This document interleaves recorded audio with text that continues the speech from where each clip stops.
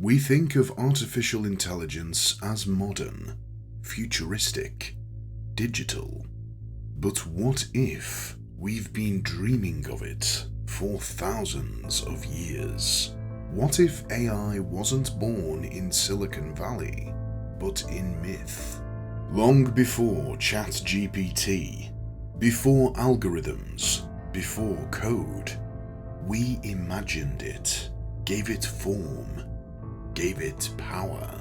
Perhaps the idea of artificial life isn't futuristic at all, but ancient, as old as fire, as old as fear.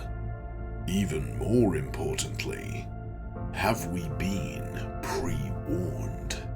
Welcome to Vortex Mythology, where the oldest stories reveal the strangest truths, often just as relevant now as they were hundreds, even thousands of years ago. Please do subscribe, like, and share if you enjoy this content. It really helps the channel grow. And let's uncover the forgotten minds and living machines of myth and legend.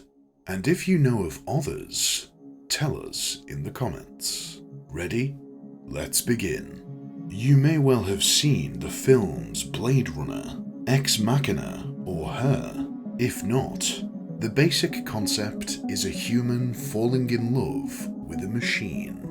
Now, given the level of advanced technology required to create something so lifelike that a mortal man could fall in love with it, this is surely a relatively recent tale, right? Well, whilst this might be the most recent story on our list, we're still travelling back over 2,000 years to the 1st century BCE. Could this story from Greek mythology possibly be the original creator falls in love with their creation? Pygmalion was a sculptor who, disillusioned by the flaws of mortal women, carved his ideal of feminine beauty in ivory.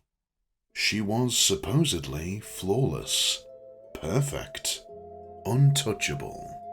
He became so enamored with his statue's perfection that he fell deeply in love with it, dressing it, caressing it, even talking to it, as though it were alive. Eventually, Aphrodite, the goddess of love and beauty, perhaps flattered by the sculptor's devotion, or simply moved by the purity of his longing, took pity on Pygmalion. She brought his statue to life. The once lifeless ivory figure opened her eyes, breathed, and became Galatea. The two were married, and Galatea bore Pygmalion a son named Paphos, who, according to myth, would go on to found the city of Paphos in Cyprus, a place deeply associated with the worship of Aphrodite herself. This story blurs the boundary between human and artificial, and dives headfirst into emotional entanglement. Pygmalion's statue was never meant to live, but the gods gave it breath, divine intervention, and in that breath was born a dangerous idea. What if we could love what we create, and it could love us back? It sits right on the edge, between lifeless creation and true life. And that's before we even touch the deeper questions. What defines divinity? A creator? What is human consciousness? Or artificial consciousness? And where does technology fit into all this? Because myths like this don't just spark curiosity. Sometimes they whisper something darker, a fascination, and perhaps A warning. What happens when the line between creator and creation begins to blur? When devotion becomes obsession or control? What do you think?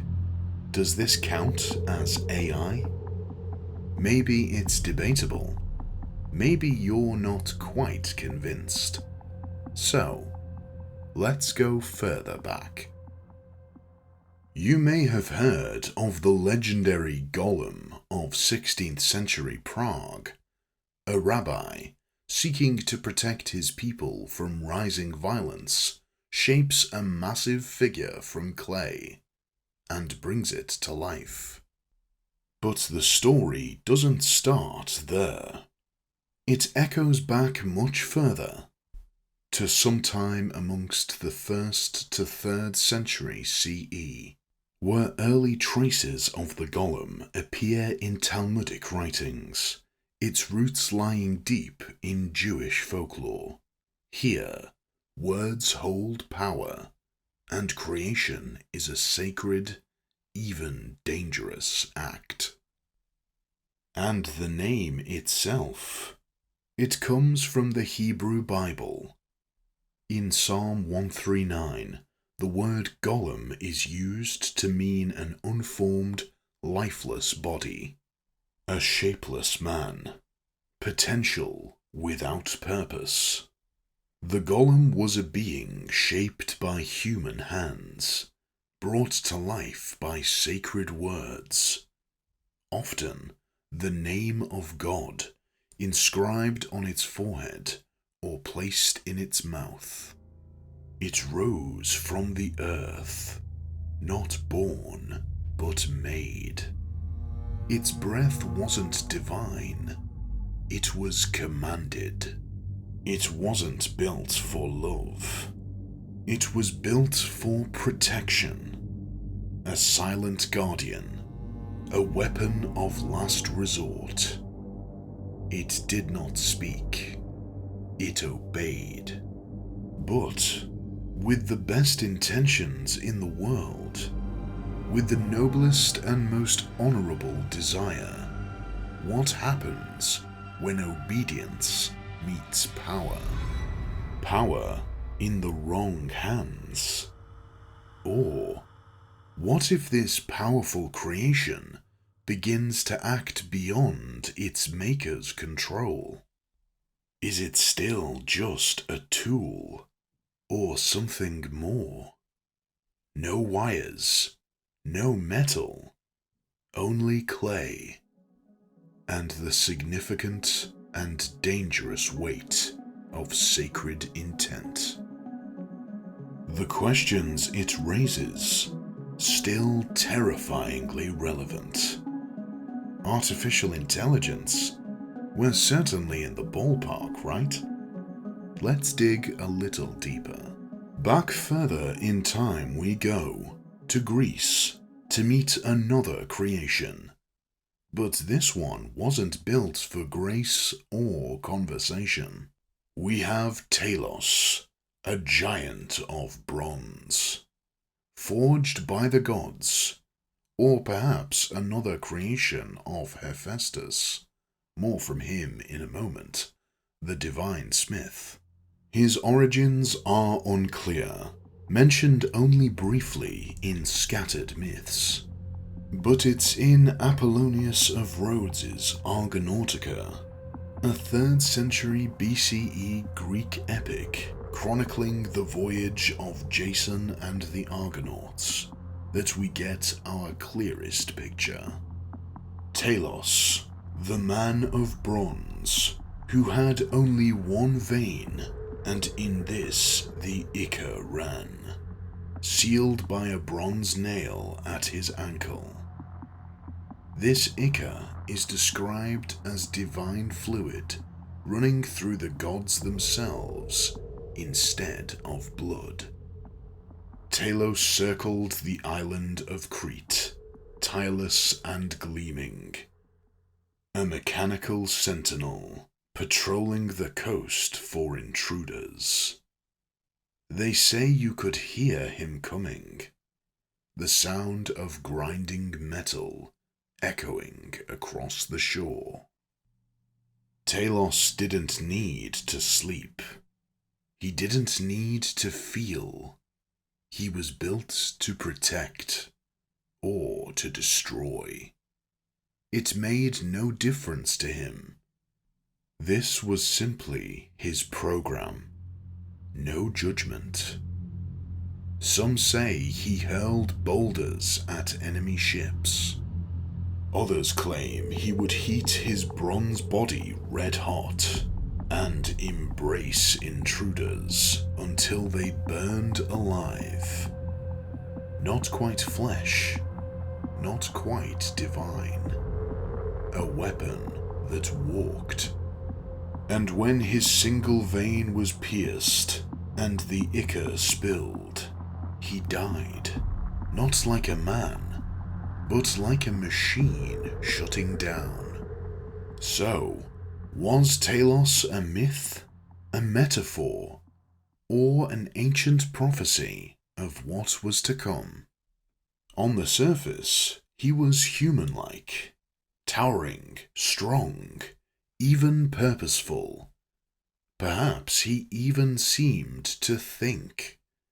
And it's easy to imagine, to project that he felt something. But in truth, he was cold, programmed. A creation that simply carried out commands, without hesitation, without question. A guardian who cared nothing for the difference between those he protected and those he destroyed. Just code, written in bronze. We're interested to know your thoughts in the comments, and please do subscribe if you are enjoying this video.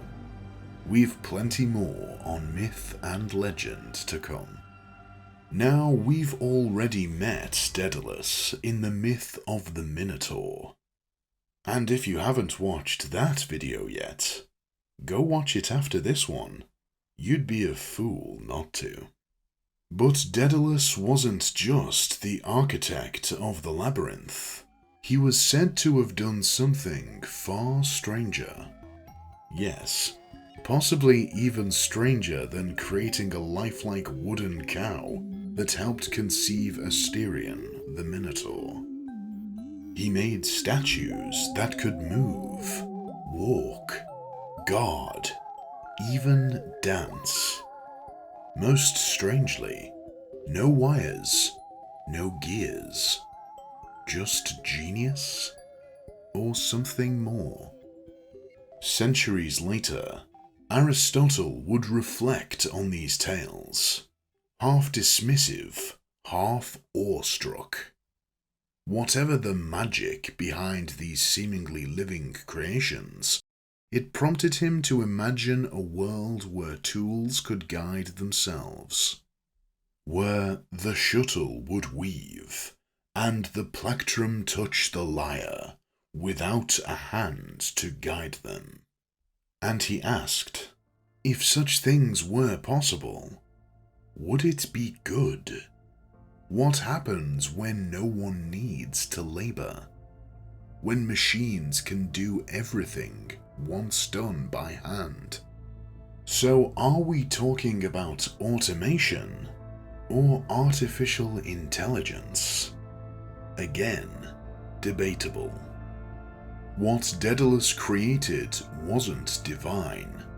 It wasn't born. They moved with a life of their own, of, yet separate from, its creator. But as we've seen, this was far from the last time the idea would appear. Daedalus, and even more so Aristotle, weren't just glimpsing the future. They were already questioning it in ways that feel eerily familiar.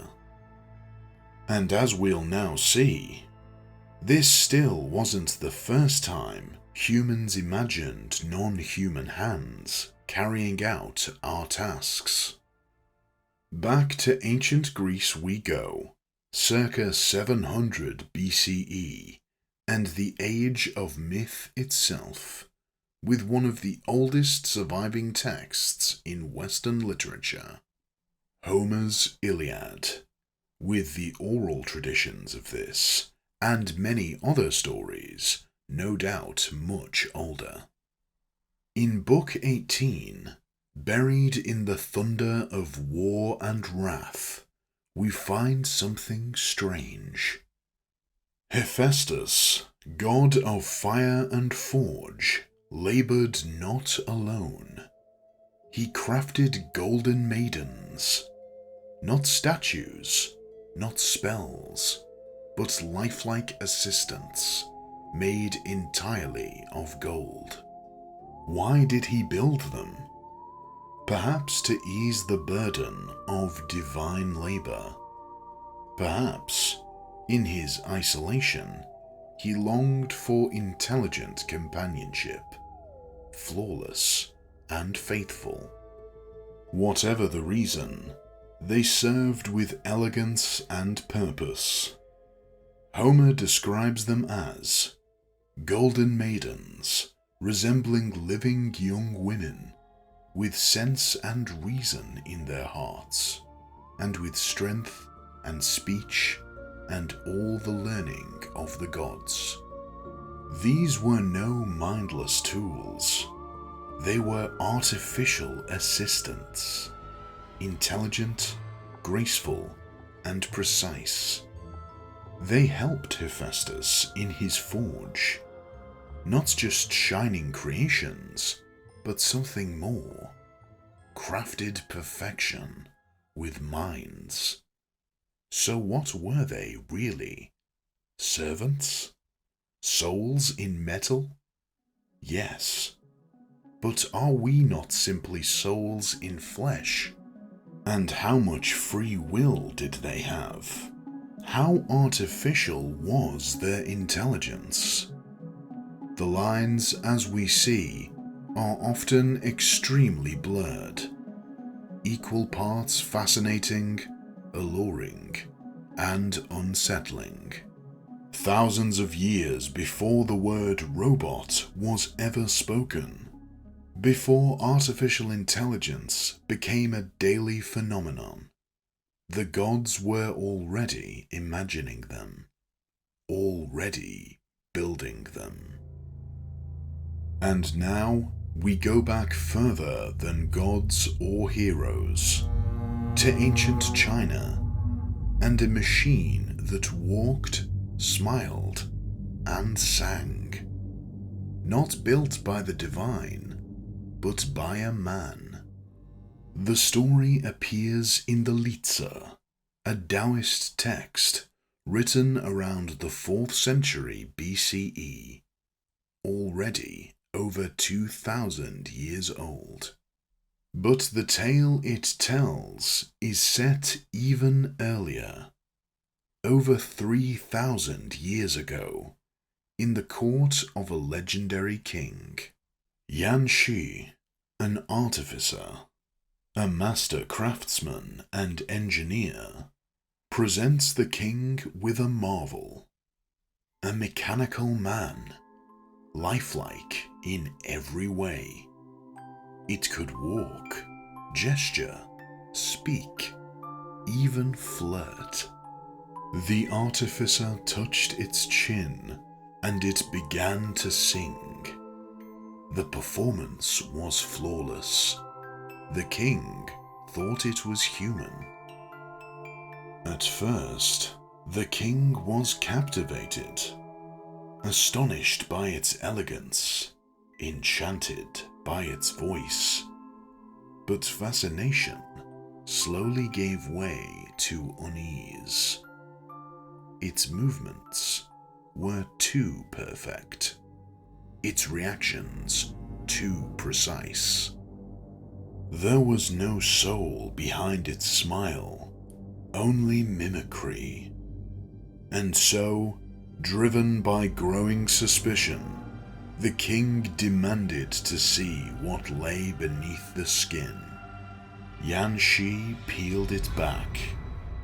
There was no flesh, only gears, organs of wood and leather, artificial sinews, mechanical bones, each part engineered with uncanny precision. Every gesture, every note, every glance, all the result of cold design. And the king was horrified. Because if something could feel so human, interact so naturally, yet be nothing more than mechanism and illusion, then what exactly separated man from machine? He had seen a soul where there was none, and so he ordered it destroyed. Because this wasn't mythic metal or divine magic. This was cold ingenuity, a man-made mind. And if that was possible, then what comes next? So there we have it. From clay, wood, and gold, from gods to mortal men, the dream of artificial life has haunted us for thousands of years.